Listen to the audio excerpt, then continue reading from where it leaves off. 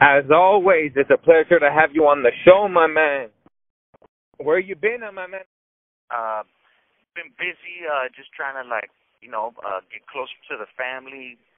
You know what I mean? Getting married.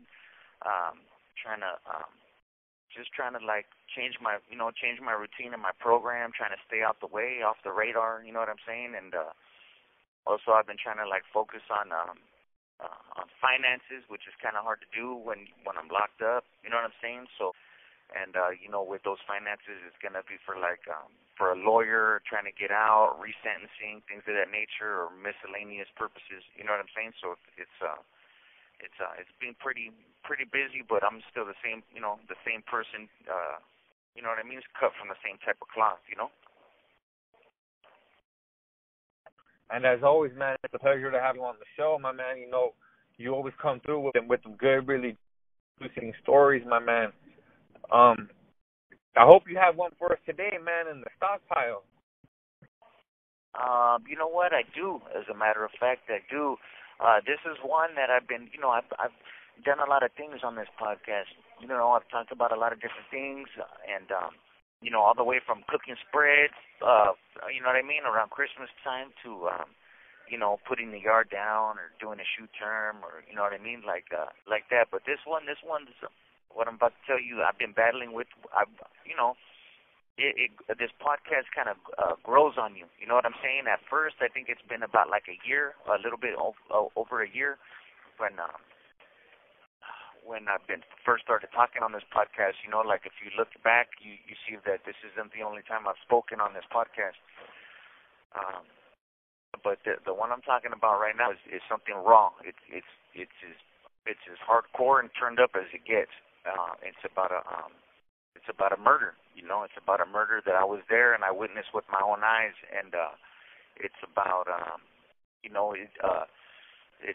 it happened about, just think about 2003, 2004, and I was a lot younger than what I am. I'm 32 now, and I was in my neighborhood, and it's just a story of how I lost my homeboy Triste, rest in peace. And so I was right there, and like any other group of individuals, it was a bunch of, I was a teenager, and there was a bunch of other little teenagers from the same hood just kicking it. It was me, Triste, and two other individuals that I won't name. So it was me, Triste, my homeboy and my homegirl, and we're kicking it right there, and in this little housing tract, we were all about teenagers, if not the same age, a year apart. You know what I mean? So we're about 13, 14, 15, no older than that, right? And we're gang members. You know what I'm saying? We banged out, we G'd up. You know what I'm saying? And this is back when it was no mistake. You know what I'm saying? Like back then, it wasn't how it is now.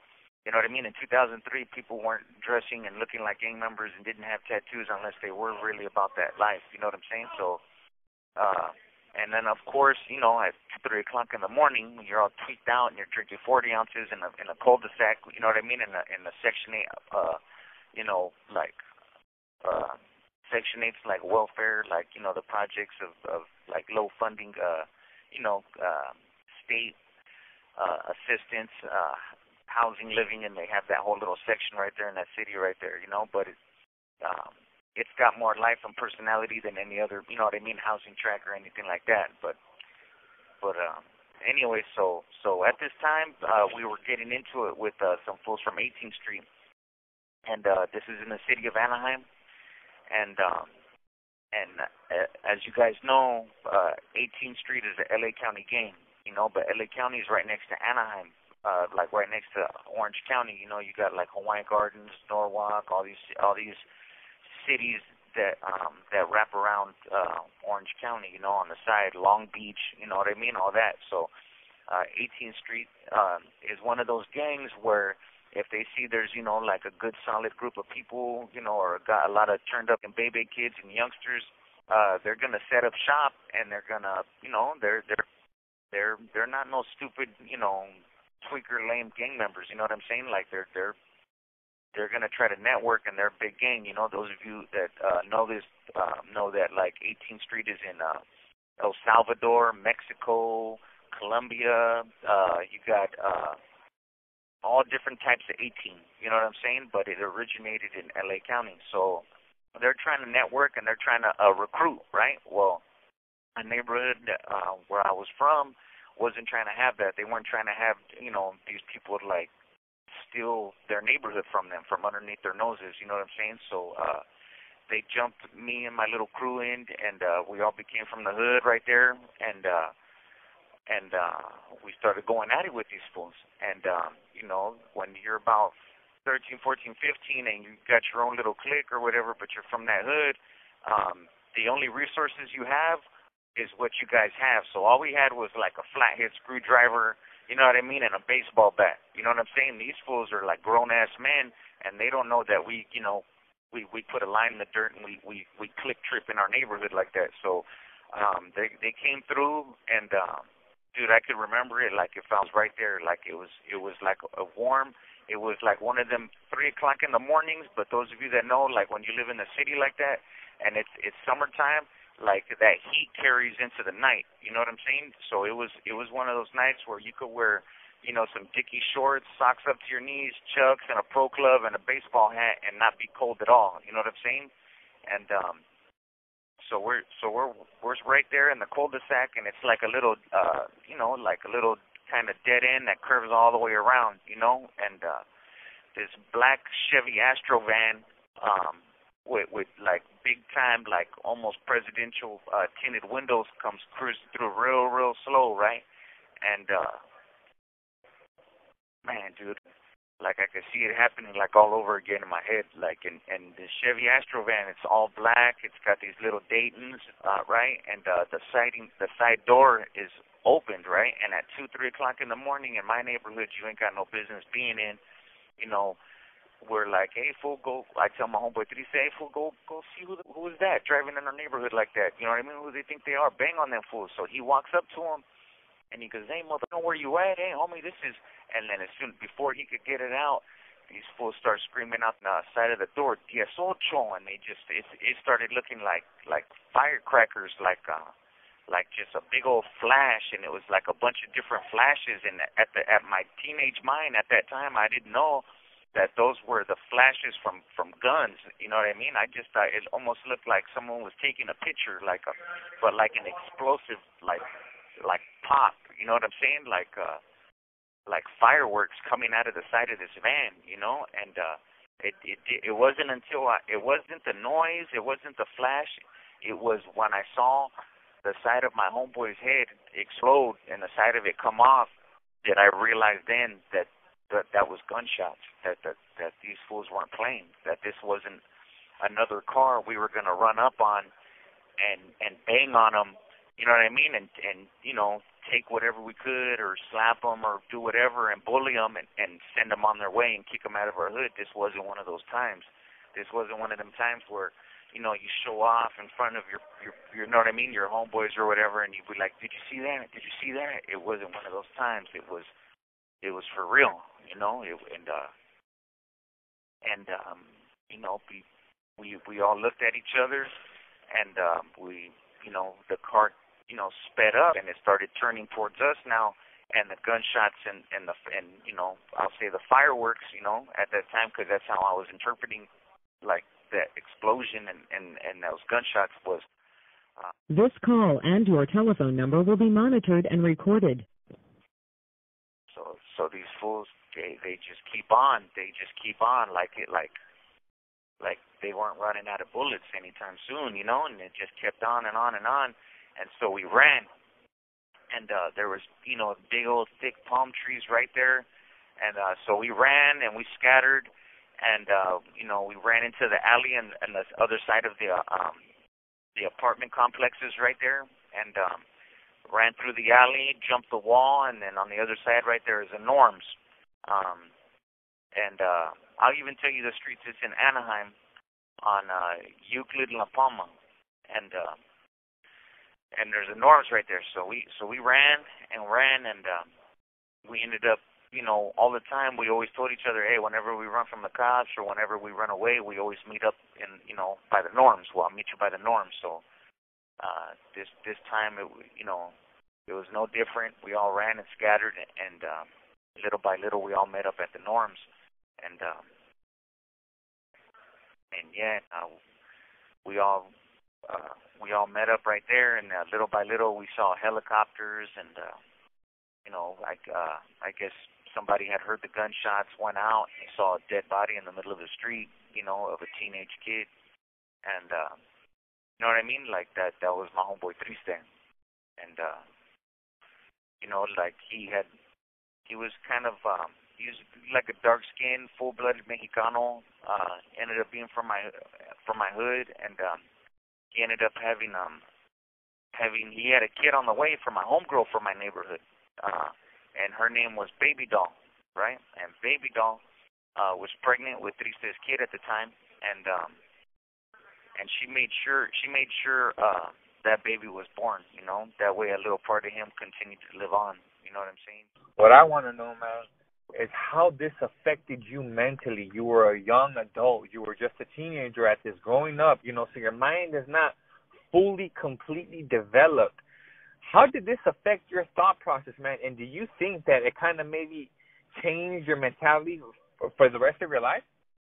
Of course it did. It gave me post-traumatic stress. Dude, I don't know. You know what I mean? I've done a lot with my brain. You know what I mean? And I'm surprised that I'm able to hold an intelligent conversation with people, or I'm not just some kind of mute or some kind of just trauma. You know what I mean? Like, I've been through a lot. You know what I mean? My whole life. So I think it's because of that trauma that.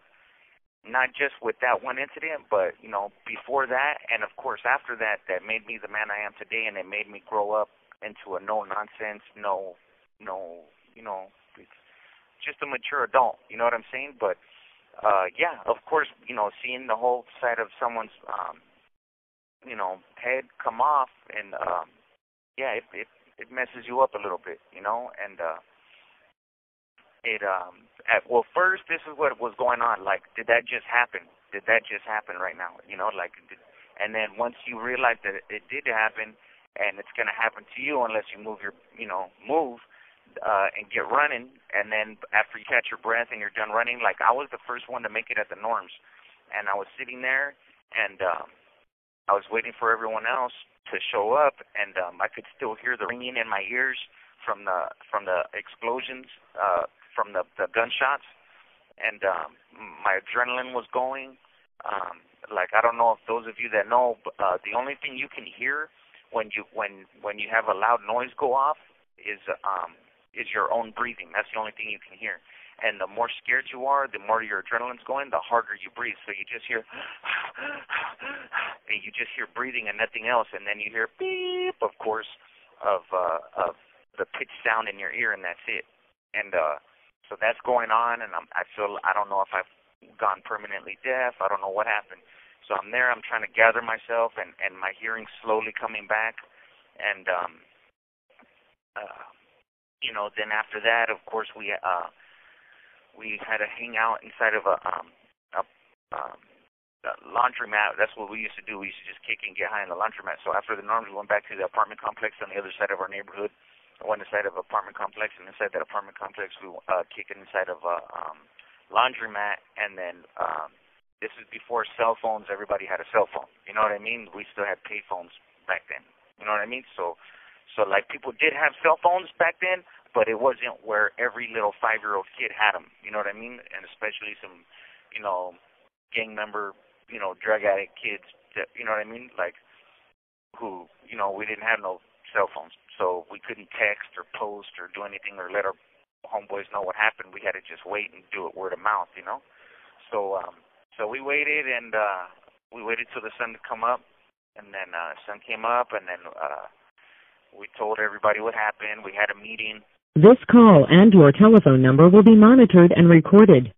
And the older homies decided that the gang unit, because this is when gang unit first came out, gang unit is a group of cops who specifically target gang members. You know what I'm saying? So alleged gang members. So even if you look like a gang member or you just grow up in the neighborhood and you just live there, you're a gang member to them. They don't care. And they dress up like gang members, you know what I mean? Black, white, Mexican, they all dress up like gang members, and they all dress up like as their stereotypical ethnic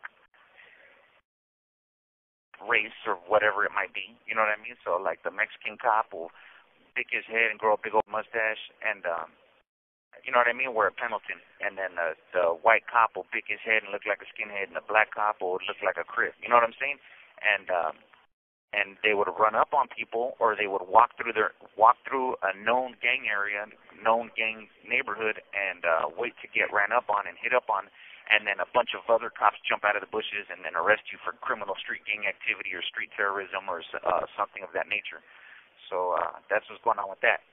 So yeah, I mean, the gang unit, the older homies decided that we weren't going to do anything because the gang unit would be watching and they would be waiting and we would eventually get caught. So we wouldn't know why. And then, of course, we wouldn't know because 18 is such a big neighborhood, we wouldn't be able to go to their neighborhood where they live and hit the exact same dudes that had gotten our homeboy Triste. So we were just going to wait and see if we could catch him dudes slipping because, of course, if you just kill somebody, you're going to go on the run and hide out anyway, so we were going to wait. And, of course, you know, those of us that were there when it happened and knew Triste personally, we were against that because, dude, you just fucking homeboy, and we're going to just not do nothing about it and just wait? Forget that. We're going to go get it. You know what I'm saying? We're going to get you. So, of course, we ran and started looking for them dudes, but, of course, we didn't find them. We might have jumped a couple people's, you know what I mean, broke a couple people's, you know, whatever, or did whatever, but we never really got them the way they got us that night, you know what I mean? And we might have maybe a couple weeks or a couple months or a couple years down the line, but not like it was that night, you know what I'm saying? So what I'm saying is, like, now I tell that story, you know, I say all that to say this. I say, you're going to end up either, you know how it goes, you're going to end up in prison or dead, and I don't need that. And the whole reason why I'm talking about this now is to, of course, you know, if you guys don't believe me, you could Google it, whatever, or you could the whole moral of the story is this, to attract attention in regards to this story, because I know it's a good one, and it took me a long time to even get comfortable with this podcast, to even share it. That's number one. Now, this whole lifestyle, you don't get a college degree, you don't got no 401k, you don't have benefits, you don't have, you know what I'm saying? Like, it doesn't come with that. It just comes with misery and a lot of dead, you know, people overdosing, people getting murdered, people getting life, people losing their mind. You know what I mean? I've had homeboys that have gotten so high, twacked out, they get out of touch with reality and they stay permanently smoked out. You know what I mean? And I know every neighborhood's got at least one or two of those people running around. You know what I'm saying? So it's like, I don't want that for me. I don't want that for my life anymore. So that's why I'm able to talk about these things so I can let you know, hey, man, this ain't for you. This ain't for you, and this isn't for me either. And I don't want this to be for me anymore. And I need to use this story and this you know, this way of life as a stepping stone to get out and get back home to, you know, out there to the streets. I got a beautiful, loving wife that loves me, that wants to go play house with me, and I need that and want that because she ain't gonna be waiting around forever. You know what I'm saying? And that's the truth. That's the bottom line. Ain't nobody trying to wait for nobody in front of no prison, especially a woman. You know what I'm saying? You're only gonna stay young and beautiful so long until, you know what I'm saying? Like she you know what I'm saying? Like you. I'm trying to do what's best for me, and right now what's best for me is talking about this and playing the ball where it lies and trying to, you know, generate honest money. I can't be doing illegal things inside prison and doing, you know, crooked stuff and then getting released and thinking, okay, like it starts now. Being a positive person, doing good things starts now, and all that other stuff stops. You know what I'm saying? So, like, I need to use this as a stepping stone to get out to the streets, you know?